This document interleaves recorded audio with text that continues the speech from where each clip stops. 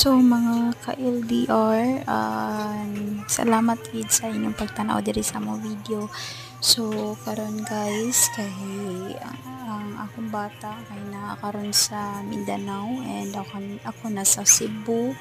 Tapos ang iyang papa na wala napud sa kuan sa Australia. So parehas mi nag-work sa akong partner.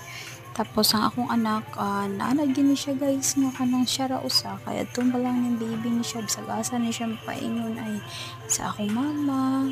Tapos tong after 6 months nibalik siya sa Cebu.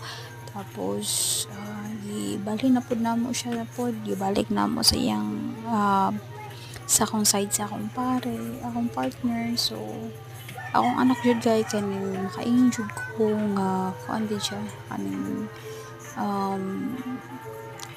nagid siya kaugalingon or kanang independent na gid siya bang bata pa siya kay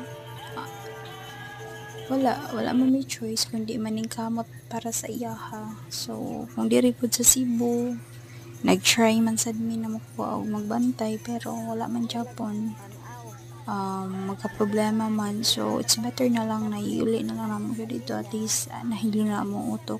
So kasabot ra gyud ko sa mga inahan no na dili lalim, inahan og amahan nga dili lalim kuan malayo sa pamilya na sa paningkamot para lang mahatag ang kaugmaon sa atong mga anak.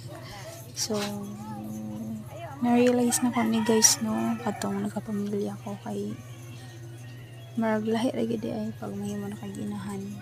So tanan gyud imong suot.